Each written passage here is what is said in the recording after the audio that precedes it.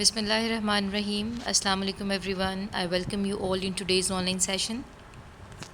My name is Nagin Arshad and the topic we are currently discussing is yield. Today we are going to deal with numerical problems relating to the topic. Let's discuss the outlines. So these are the outlines of chapter number 1, and currently we are discussing the last outline, that is actual yield, theoretical yield and percentage yield. Firstly, we are going to have a brief review of what we have discussed in the previous lecture, because this is very much important regarding today. This is very much important for today's lecture.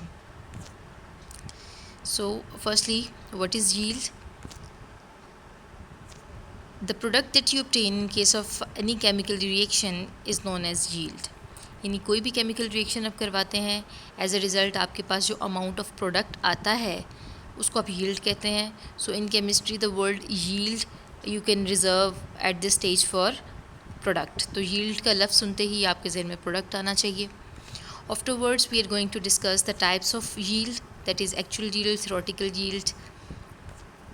Dear students, what is theoretical yield? It is the maximum amount of product calculated from a balanced chemical equation, or you can say the maximum amount of product that you calculate stoichiometrically, right? So आसान अल्फाज में कहूँ तो product का वो mess जो आप calculate करते हैं थियोरेटिकली, उसको आप थियोरेटिकल यील्ड कहते हैं. Now coming towards actual yield, जब लेबॉर्ट्री में आप कोई भी रिएक्शन परफॉर्म कराते हैं इन एक्चुअल और उसके प्रोडक्ट को आप सेपरेट करके वे करते हैं, तो आपके पास जो मैस उस एक्चुअल प्रोडक्ट का आता है, that is termed as your actual yield.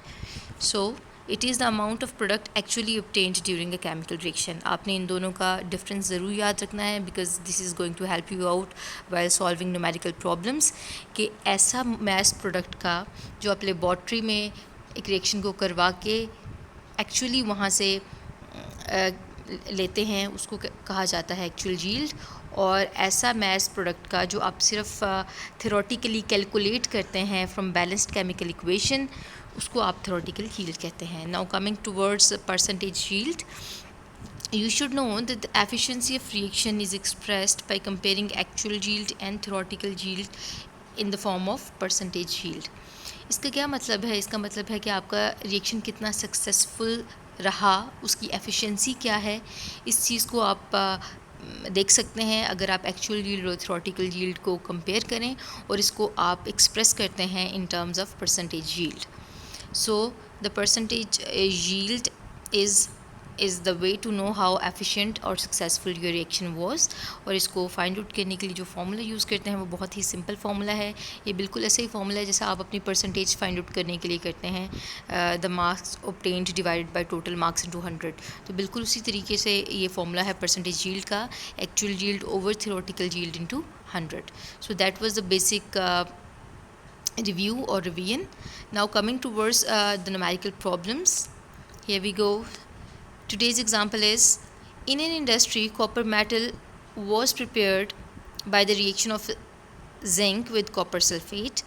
1.274 grams of copper sulfate when reacted with the excess of zinc metal, a yield of 0.392 gram copper metal is obtained. Calculate the percentage yield. So dear students, whenever you encounter any such statement in your exam or while practicing the numerical problems, तो आपकी जो first instinct होनी चाहिए वो ये होनी चाहिए कि what is given and what you have to find. यानी ये दो चीज़ें हैं जिस पे आपने फोकस करना होता है किसी भी न्यूमेरिकल प्रॉब्लम की स्टेटमेंट में. यानी क्या डाटा में आपको क्या गिवन है and what you have to find. तो आपके पास मैस ऑफ कॉपर और mass of copper sulphate given है in grams, and you have to find the percentage yield. अभी आपने परसेंटेज यील्ड का फॉर्मूला रिवाइज किया, that in order to find the percentage yield आपके पास दो वैल्यूज़ होनी चाहिए, एक एक्चुअल यील्ड और दूसरी theoretical yield. So you can proceed with this approach कि आपने परसेंटेज यील्ड फाइंड आउट करनी है इस क्वेश्चन में, और उसके लिए दो चीज़ें आपके पास होना लाजिम है. One is actual yield and other one is theoretical yield. और अगर ये दो वैल्यूज़ आपके पास हैं तो you can easily calculate the percentage yield. What I am going to help you out with, I am going to help you out with calculating these two values. So have a look. Here is a balanced chemical equation for this. बहुत सारे questions ऐसे होंगे जिसमें आपको balance chemical equation given नहीं होगी paper में, तो इसका बेस्ट तरीका ये है कि आप जितनी एग्जांपल्स यहाँ पर प्रैक्टिस करते हैं आप उनकी बैलेंस केमिकल इक्वेशन को साथ प्रैक्टिस करें. So here is a balance chemical equation for this reaction, that zinc reacts with the copper sulfate, that is CuSO4. As a result, ZnSO4 and copper is being produced. But you should know कि आपकी statement में सिर्फ copper का जिक्र किया जा रहा है as a product. It means कि इस रिएक्शन का जो मेजर प्रोडक्ट है वो कॉपर है. आप ZnSO4 को एक बाई प्रोडक्ट के तौर पे फ़िलहाल इग्नोर करें, आप सिर्फ फोकस करेंगे कॉपर के ऊपर as a main product. So what is given? The mass of copper sulfate is given as 1.274 grams. Zinc की वो बात नहीं कर रहा बिकॉज जिंक को आप एक्सेस में ले रहे हैं. इसका मतलब है कि कॉपर सल्फेट जो है वो लिमिटिंग रिएक्टेंट है और आपकी जो यील्ड होती है, आपका जो प्रोडक्ट होता है, असल में उसका मैस डिपेंड कर रहा होता है किस चीज़ पर? लिमिटिंग रिएक्टेंट पर. तो ये आप पिछले 2 लेक्चर्स जब देखेंगे लिमिटिंग रिएक्टेंट के, which we have already discussed, तो ये जो है एक पर्टिकुलर पॉइंट उससे रिलेट कर रहा है. सो जिंक एक्सेस में है, इसका मतलब है कॉपर सल्फेट लिमिटिंग रिएक्टेंट है और इसी लिमिटिंग रिएक्टेंट के ऊपर मैस ऑफ प्रोडक्ट बेस करेगा. सो here we have the mass of copper sulfate and we also have the mass of copper. Now this is very important point you need to focus on. Previously आप क्या करते थे limiting reactant के topic में कि आपको reactant का mess अगर गिवन है तो आप प्रोडक्ट का मैस उससे फाइंड आउट करते थे. अब यहाँ पर तो आपके पास रिएक्टेंट का मैस भी है, प्रोडक्ट का मैस भी है. Then how you are going to proceed?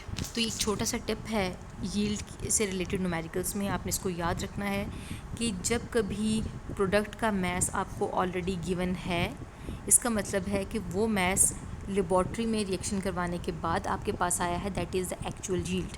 So this mass of copper is actually the actual yield.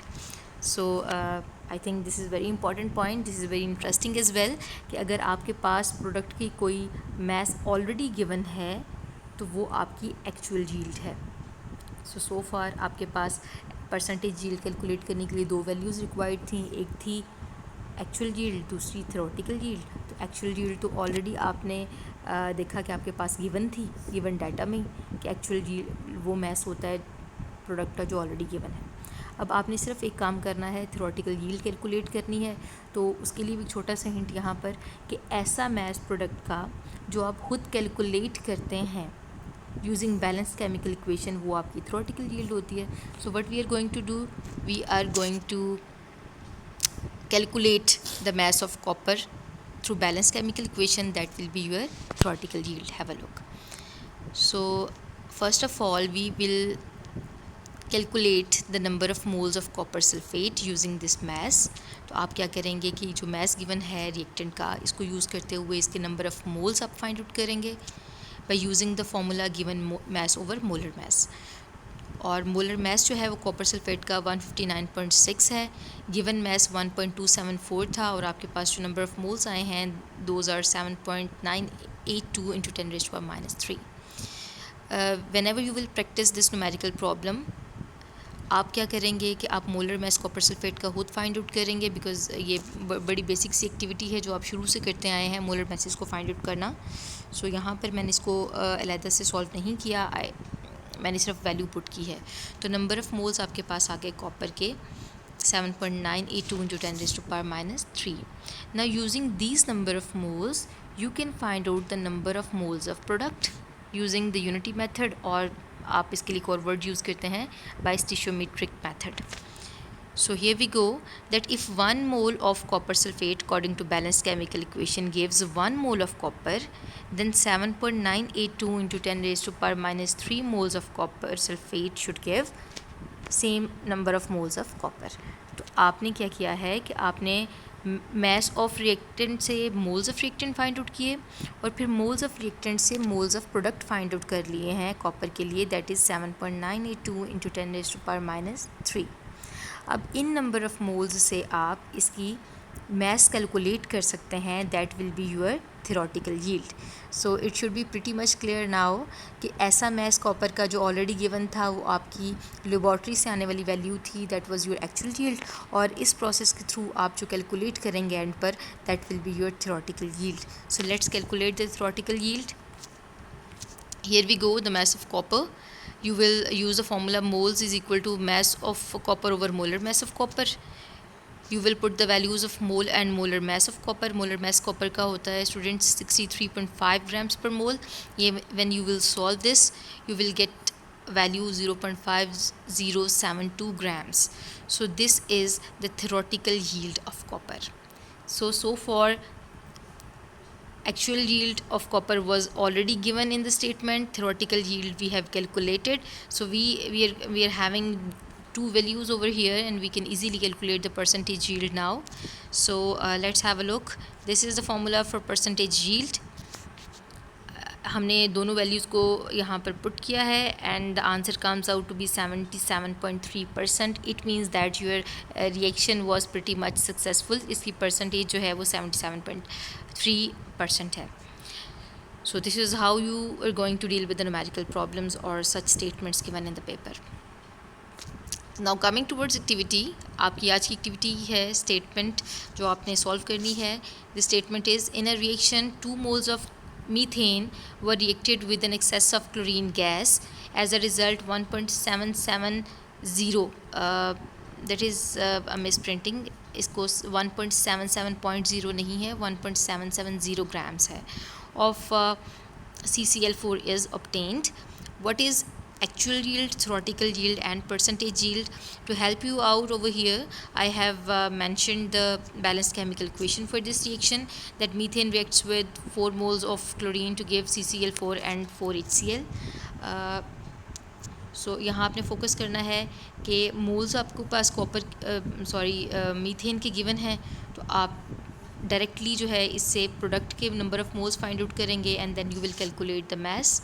Actual yield already आपके पास गिवन है स्टेटमेंट में, आप उसके ऊपर खुद फोकस करेंगे कि where the value is given. And percentage yield का फॉर्मूला आपने बहुत दफ़ा रिवाइज कर लिया. I think this activity will be easy for you इंशाल्लाह. So solve this activity and update me with your feedback. That was all for today. Thank you so much. Stay blessed, stay safe.